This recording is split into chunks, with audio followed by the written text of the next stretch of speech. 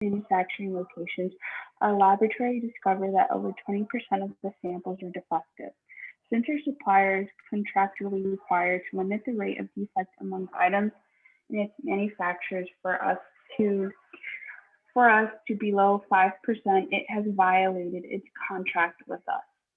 So this is saying that there was samples taken from the supplier from field inspectors, and the lab tested it, and they said that 20% of those samples tested were defective.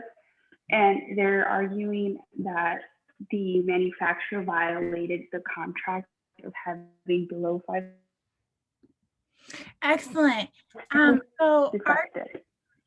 Excellent. So since introduces the premise, right? So since our supplier is required to limit the rate of defects among the items it manufactures us to below 5%, our conclusion is that the manufacturer has violated its contract with us. Did anybody predict flaw before they went into the answer choices? So really think about, are we failing to consider something, or are we assuming something here?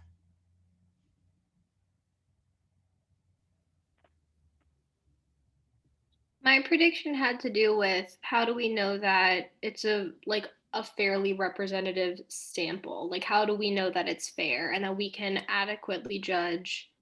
So when you say it's a sample, are you saying that this 20% is fair? All the samples that were brought to the lab from the different locations are a fair representation of all the products. Okay, I like that, because they're saying out of the 100% that are brought in to test, 20% are defective, right? Why might this 20% might not be a fair sample size? Take 20 seconds to think about this. Why might that 20% not be a fair sample size?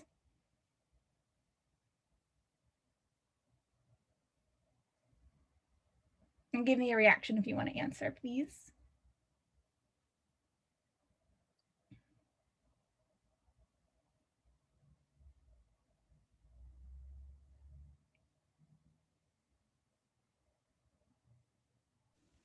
Is it too low of a sample?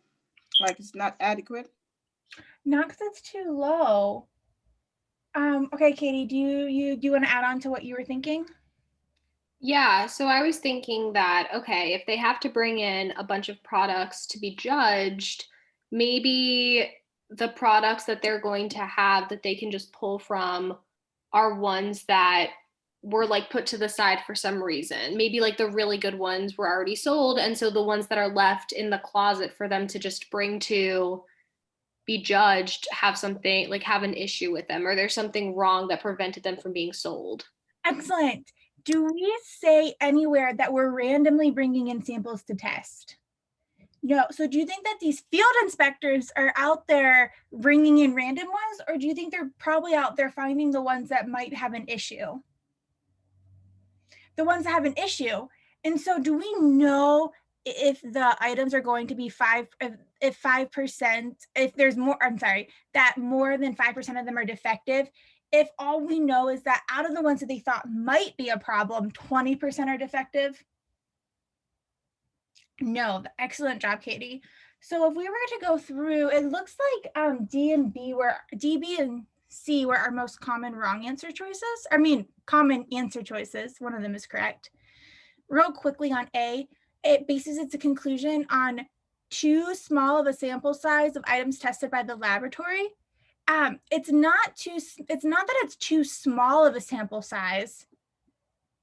It has nothing to do with the number that we're testing, which is why I would say, we don't say that they're only testing 5 or we're only testing 100. We have no idea. We just give a percent.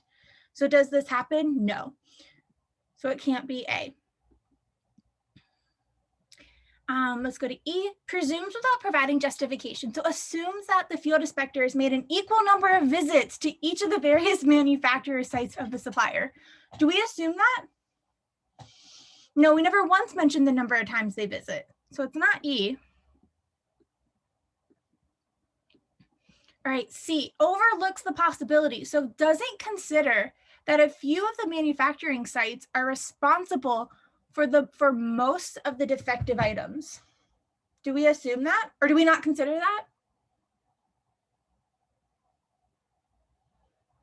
I mean, I guess we don't really consider that. So maybe I would say yes to this one.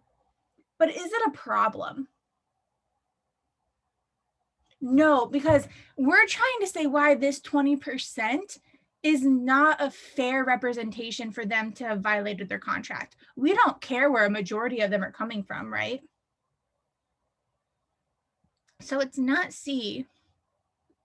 All right, so everyone, I want you either to affirm B or affirm D or change your answer and then say in the chat why the other one is wrong.